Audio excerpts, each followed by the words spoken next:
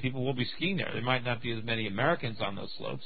There's not going to be as many Americans on American slopes. And I think a lot of our resorts, like in Colorado, places like Aspen and Vail, some of these high-end ski resorts, there'll be very few Americans on those slopes. Because I think, the Europeans will be here for the cheap lift tickets and the cheap dollar, and the Asians will be here. And, I think a lot of Americans are going to get priced out of those markets. I mean, Americans will be skiing at less expensive mountains, more local mountains, where they don't also have to, get in an airplane and things like that. Excellent. And you see the Olympics having much of an influence? I mean, it's only 3 weeks, but within those 3 weeks...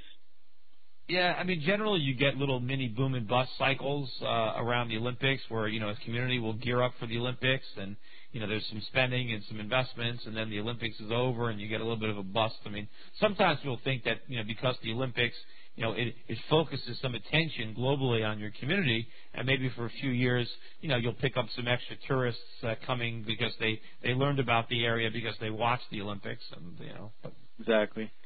I think the marketing should be at least good. Yeah. Anyway, well, thanks for the call. Thank you. All right, next, Brandon in Florida. Hello, how are you doing? I'm well. How are you? Good. I just had a quick question about, I was looking at some old, while we were still on the gold standard, having contracts redeemable in lawful money. I'm just curious as far as if something were to happen, any kind of inflation. I have several businesses and have long contracts many times. How is that, or how has it been done recently, as far as any kind of a situation where people need to minimize their risk? And are people setting up where they can have contracts that are not necessarily redeemable in gold, but in the value of the gold? Well, you can contract. I think Roosevelt basically abrogated gold clauses that existed in contracts, because at the time, when the dollar was backed by gold, contracts might have had clauses in them that if something happened to that gold backing, that they could demand payment in gold as opposed to paper, and I think they abrogated that. But as far as today, individual contracts, there's nothing that prevents two people from entering into a contract where performance is based on the price of gold. So, somebody could say, I am going to rent you an apartment, and the rent is $900 a month, or you could rent it for 1 ounce of gold a month. And to the extent that somebody agrees to pay you an ounce of gold a month, that's a contract that should be enforceable, because, you agreed to provide your service or dwelling in exchange for gold. Now, as a borrower, or a renter, I would not want to be obligated to pay in gold. I would much rather pay in dollars, because of the reason that I believe the dollar is going to go down. But as a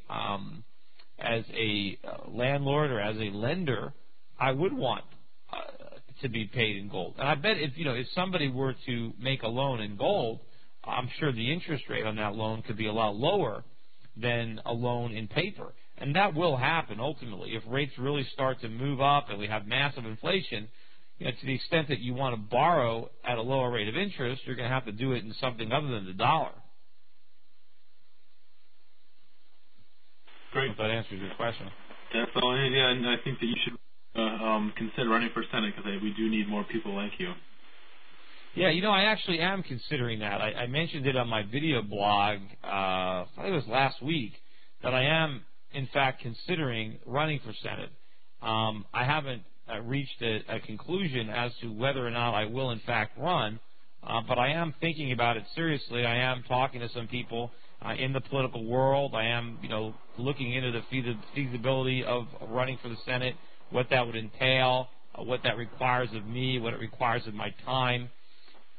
So, I might run. I don't know. I've said before that I don't know that I could make a difference, even if I could get elected, which obviously is presumptive. But even if I could get elected and I had a Senate seat, I don't know what I can accomplish. I'm not really sure if I can get anything done.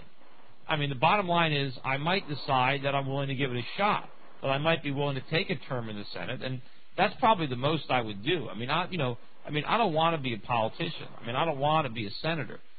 But the one thing I know is most people that go to the Senate, all they're doing is trying to get reelected. That's the one thing I'm not going to try to do. I mean, I don't want a second term. I mean, I don't even want a first term. I mean, the only reason I would do it is because I want to see if it'll actually make a difference.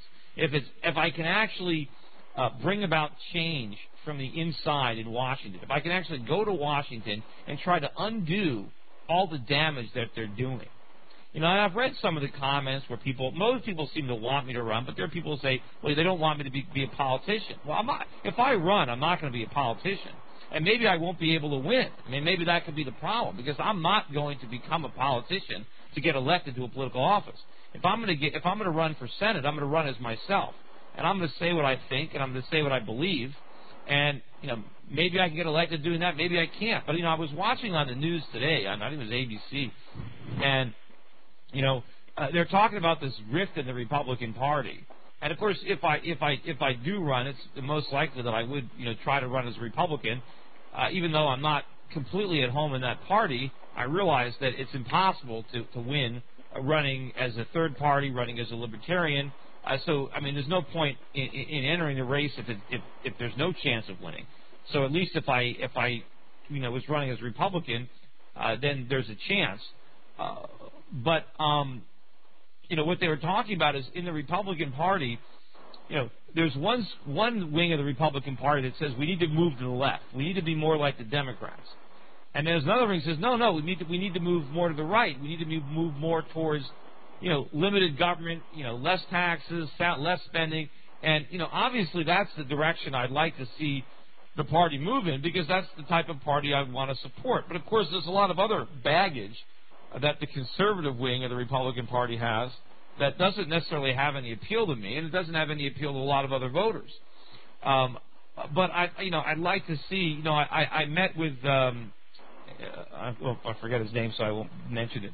But so I mean, that would be kind of like a litmus test to see. Is there really a future for the Republican Party? I mean, I think if the Republican Party, if they just have to move to the left. I mean, it's not that much difference between the Democrats and Republicans anyway. And if the Republicans say, we got to get even more like the Democrats, I mean, that's the whole idea is almost absurd. But we can see. I mean, if somebody ran for Senate in a state like Connecticut, on a real limited government platform, because I would be as right wing as you can be from that perspective, as far as the economic issues, as far as abolishing the income tax or abolishing the payroll tax, and dramatically shrinking government. I mean, getting rid of whole departments. I mean, completely shrinking government and slashing spending. Not just waste, fraud, and abuse, but the real stuff. I mean, the whole budget is waste, fraud, and abuse. But I mean, we could put that to the test to see if there really is an appetite out there for real limited government, to return to individual liberty and responsibility and some respect for the Constitution. I mean, maybe there are enough people out there that aren't voting or who are independent that will respond to that message. And maybe if they responded to that to me in Connecticut, then maybe other Republicans around the country would understand that there is an opportunity to appeal to that segment of the economy, of the country. And a lot of it depends on, how bad the economy is. I mean, when that Senate race comes, the economy is going to be in worse shape than it is today, I would imagine. But I don't know if it'll be bad enough for the public to be willing to listen to this message. Certainly, 4 years from now, 6 years from now, it'll be a complete disaster. Maybe then they'll be ready to hear the truth. I don't know. But as I said, I'm thinking about it, and when I come to a final decision, I'll let everybody know. But it should be shortly, because I know if I am going to run, I got to start. There are two other people that are running for the Republican nomination, so they wouldn't just hand it to me. There are two people, but I looked at these guys. They're mainstream Republicans, as far as I can tell. They're career politicians. They've been in politics before. So sending these guys